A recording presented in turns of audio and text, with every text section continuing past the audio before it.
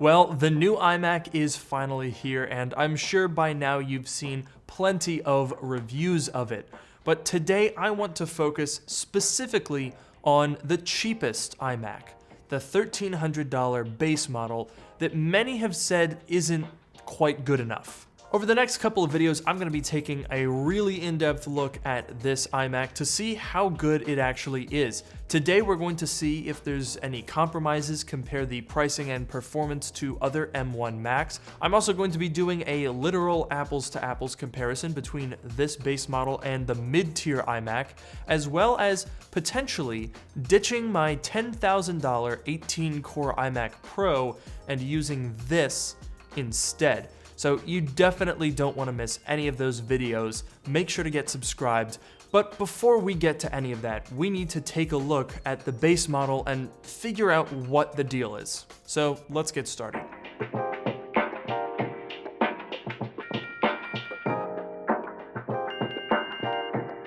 You join me in my car next to an Apple store because, well, quite simply, my iMac, which I ordered 3 minutes after it was available on April 20th, has been delayed, and I'm not waiting anymore. So I bought another one, I'm gonna cancel the original one, and this video will not be stopped.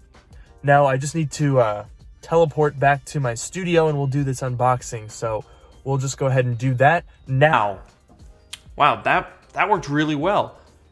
Ta-da, there you have it. A lot of people have been asking me what color I went for, and most people were wrong. A lot of people assumed blue. I actually went for the green, and the main reason I went for it is because of this back. I think it looks really, really good. And honestly, enough talk. I want to get inside this thing. Let's be real, you guys have probably seen about 850,000 unboxings, so I'm going to make this one quick. But what you'll notice about this iMac, and from the title as well, is that I bought the base model. Now, a lot of the controversy with this iMac, apart from the design, which I think people are wrong about, I think this looks really good, a lot of the controversy basically comes down to people saying that it's too expensive for an M1 and that the base model isn't really good enough. Well, that's exactly what we're going to find out today.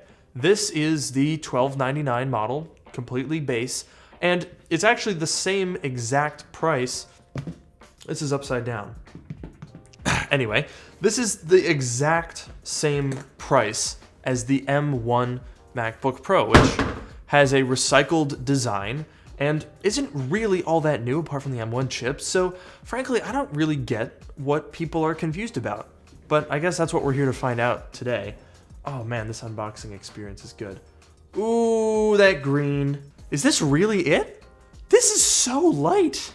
All right, what do we get with the base model iMac? I imagine it's very similar to what we get with all the other ones, except that on our keyboard, there is a lock icon instead of Touch ID. Darn.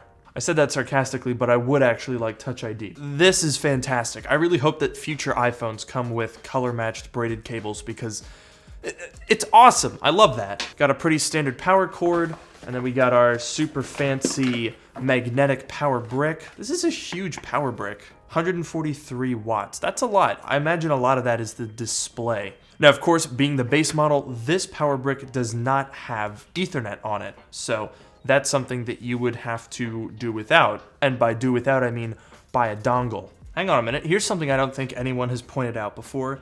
The bottom of the keyboard is now a matte finish, whereas the previous ones were a glossy finish that would get scratched up. Not that it really matters because it's on the bottom, but that's something. Ooh.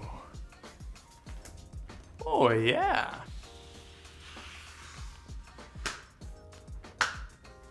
Ooh, that's snappy. Ah, classic. And we're in. Haha. I have to say, I really like the complementary wallpaper that goes with the whole theme. I think this looks really good, and as Marquez pointed out in his video, the white bezels do blend into a wall if it's on a lighter background. Like right now, I've got a white wall in the background here, and I can already tell that these bezels kind of just fade into it. So really don't knock it until you try it, I guess, is the moral of this particular story.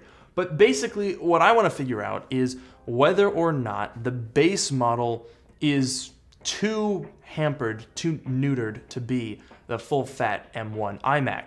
Because at $1,500, the step-up model does bring a number of nice features. I can already tell you that the two Thunderbolt ports are going to be a little bit tight for this machine. But what I want to do is prove or find out if this is a full-fat, totally usable computer, or if you should just spend the extra $200.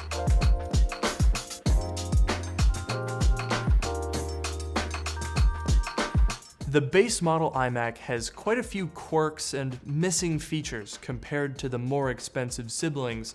Basically, this model is lacking Touch ID, Ethernet in the power brick, 2 additional non-Thunderbolt Type-C ports, and 1 GPU core.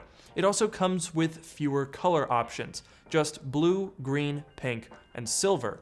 But the question is, are these omissions a deal breaker?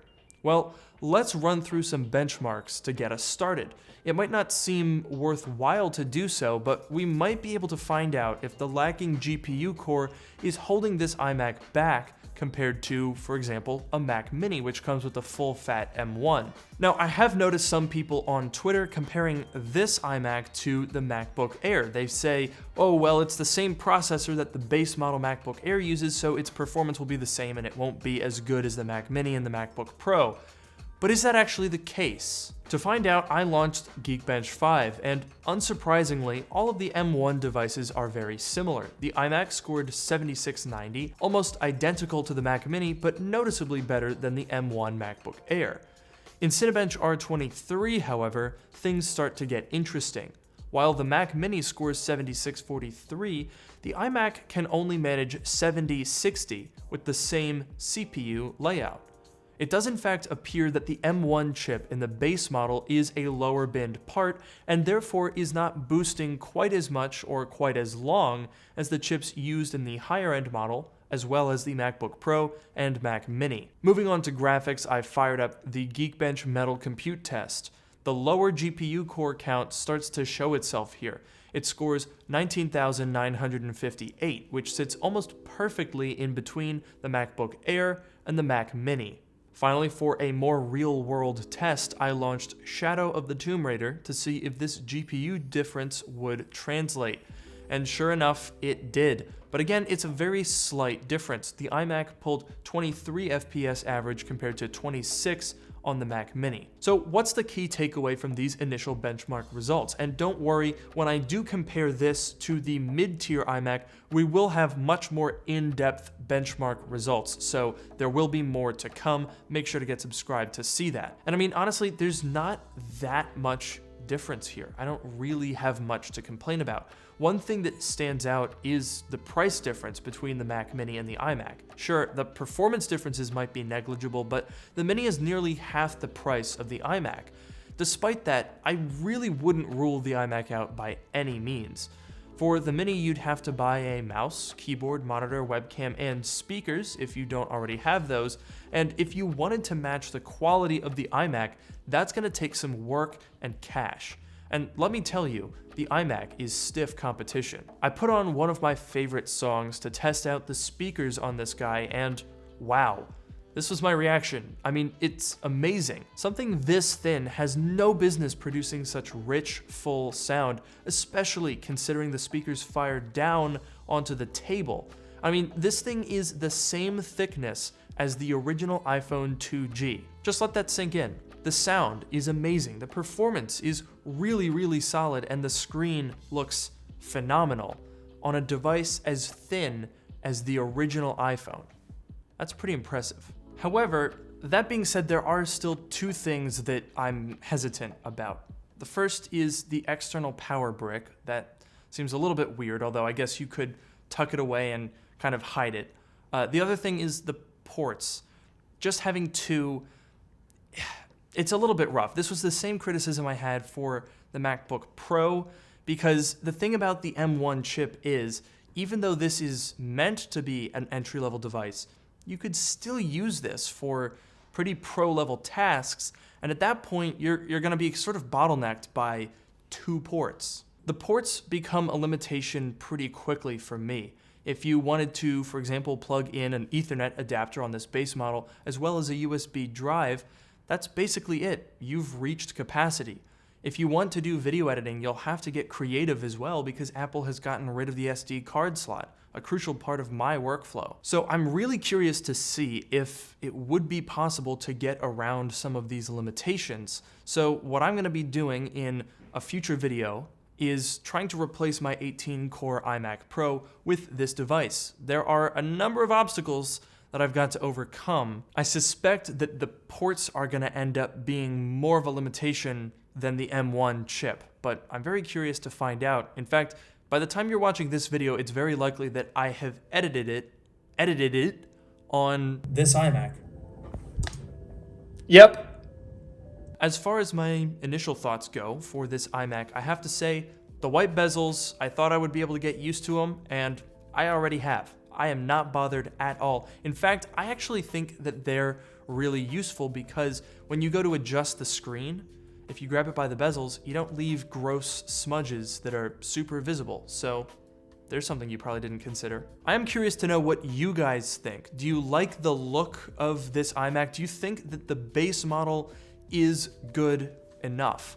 Based on my preliminary testing, I think that it definitely is.